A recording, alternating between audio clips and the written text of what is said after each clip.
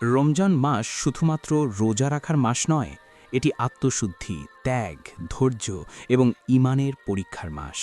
ইসলামের ইতিহাসে এই মাসে এমন কিছু ঘটনা ঘটেছে যা মুসলিম উম্মার জন্য চিরকালীন অনুপ্রেরণা হয়ে আছে। তার মধ্যে সবচেয়ে গুরুত্বপূর্ণ একটি ঘটনা হল বদর যুদ্ধ।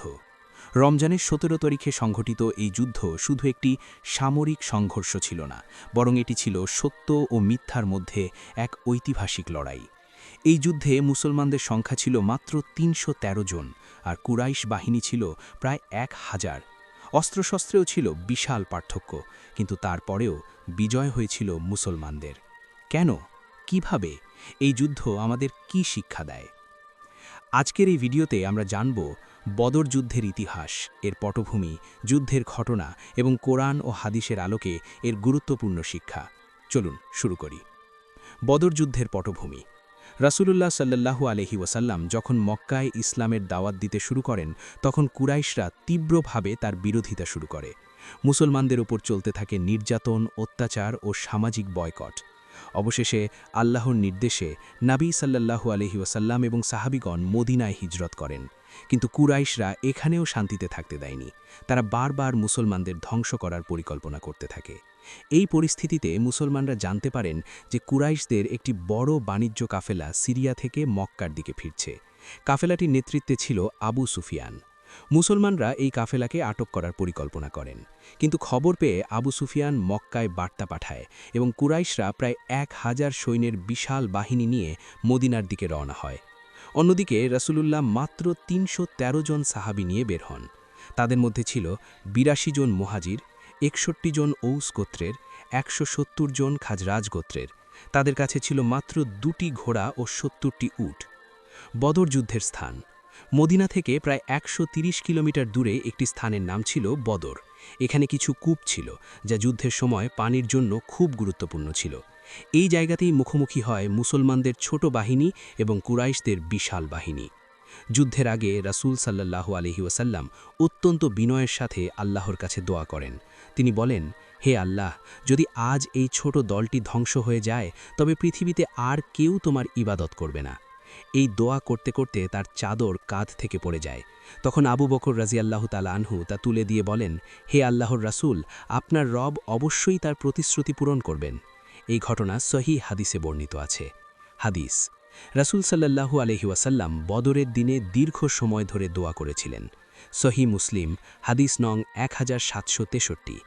ফেরেশতাদের সাহায্য। বদর যুদ্ধের অন্যতম অলৌকিক ঘটনা ছিল ফেরেশতাদের সাহায্য।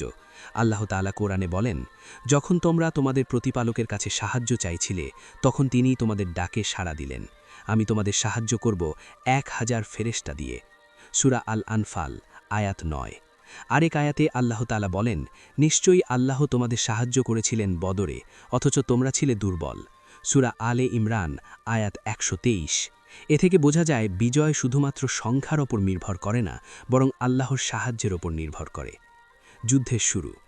আরবদের প্রথা অনুযায়ী যুদ্ধের শুরুতে মুবারাজা অর্থাৎ একক দ্বন্দ্বযুদ্ধ হয়। কুরাইশদের পক্ষ থেকে বের হয় উতবা, শাইবা, ওয়ালিদ। মুসলমানদের পক্ষ থেকে বের হন হামজা রাজিয়াল্লাহু তাআলা আনহু, আলী রাজিয়াল্লাহু তাআলা আনহু, উবায়দা রাজিয়াল্লাহু তাআলা আনহু। এই দ্বন্দ্বযুদ্ধে মুসলমানরা বিজয়ী হন। এরপর শুরু হয় পূর্ণাঙ্গ যুদ্ধ। আল্লাহর বিশেষ সাহায্য। যুদ্ধের সময় আল্লাহ তাআলা মুসলমানদের বিভিন্নভাবে সাহায্য করেন। কোরআনে বলা হয়েছে, তোমরা তাদের হত্যা করনি, বরং আল্লাহই তাদের হত্যা করেছেন। আর তুমি যখন নিক্ষেপ করেছিলে, তখন তুমি নিক্ষেপ করনি, বরং আল্লাহই নিক্ষেপ করেছিলেন। সূরা আল আনফাল, আয়াত ১৭। এখানে আল্লাহ বোঝাতে চেয়েছেন যে প্রকৃত বিজয় আসে তার সাহায্য থেকেই। যুদ্ধের ফলাফল। বদর যুদ্ধের ফলাফল ছিল অত্যন্ত গুরুত্বপূর্ণ।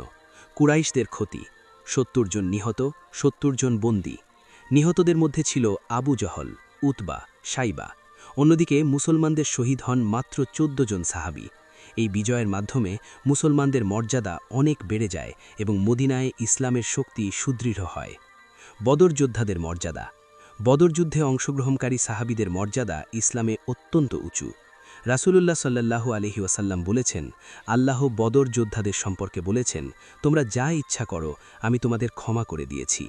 সহিহ বুখারী, হাদিস নং ৩৯৮৮। বদর যুদ্ধ থেকে গুরুত্বপূর্ণ শিক্ষা ১ আল্লাহর উপর পূর্ণ তাওয়াক্কুল বদর যুদ্ধ আমাদের শেখায় যে সত্যিকারের ঈমানদাররা সবসময় আল্লাহর উপর ভরসা করে সংখ্যা কম হলেও মুসলমানরা ভয় পায়নি কারণ তারা জানত আল্লাহ তাদের সাথে আছেন কোরআনে বলা হয়েছে যদি আল্লাহ তোমাদের সাহায্য করেন তবে কেউ তোমাদের পরাজিত করতে পারবে না সূরা আলে ইমরান আয়াত ১৬০ ২ ঈমানই প্রকৃত শক্তি বদর যুদ্ধ প্রমাণ করে যে প্রকৃত শক্তি অস্ত্র বা সংখ্যায় নয় বরং ঈমানে ৩১৩ জন ঈমানদার মুসলমান ১,০০০ শক্তিশালী সৈন্যকে পরাজিত করেছিলেন ৩ নেতৃত্বের আদর্শ রাসূলুল্লাহ সাল্লাল্লাহু আলাইহি ওয়াসাল্লাম ছিলেন একজন আদর্শ নেতা তিনি যুদ্ধের সময় সাহাবীদের সাথে পরামর্শ করেছেন সাহাবীদের মতামত শুনেছেন এটি আমাদের শেখায় যে একজন নেতাকে সবসময় পরামর্শ গ্রহণ করতে হবে ৪ দোয়ার গুরুত্ব যুদ্ধের আগে রাসূলুল্লাহ দীর্ঘ সময় দোয়া করেছিলেন এটি আমাদের শেখায় যে জীবনের প্রতিটি কঠিন মুহূর্তে আল্লাহর কাছে দোয়া করা সবচেয়ে শক্তিশালী অস্ত্র ৫ ধৈর্য ও ত্যাগ মুসলমানরা বহু কষ্ট সহ্য করেছেন তারা ক্ষুধার্ত ছিলেন অস্ত্র কম ছিল কিন্তু তবুও তারা ধৈর্য ধরেছেন কোরআনে বলা হয়েছে হে মুমিনগণ যদি তোমরা ধৈর্য ধারণ করো এবং তাকওয়া অবলম্বন করো তবে শত্রুর চক্রান্ত তোমাদের কোনো ক্ষতি করতে পারবে না সূরা আলে ইমরান আয়াত ১২০ ৬ ঐক্যের শক্তি বদর যুদ্ধে মুহাজির ও আনসার সবাই একসাথে লড়াই করেছিলেন এই ঐক্যই তাদের বিজয়ের অন্যতম কারণ আজকের মুসলিম উম্মার জন্য এই শিক্ষা অত্যন্ত গুরুত্বপূর্ণ ৭ আল্লাহর সাহায্য অদৃশ্যভাবেও আসে বদর যুদ্ধ আমাদের শেখায় যে আল্লাহর সাহায্য সবসময় দৃশ্যমান হয় না কখনো তা আসে ফেরেশতার মাধ্যমে কখনো মানুষের হৃদয়ে সাহস সঞ্চার করে উপসংহার প্রিয় দর্শক বদর যুদ্ধ শুধু একটি ঐতিহাসিক ঘটনা নয়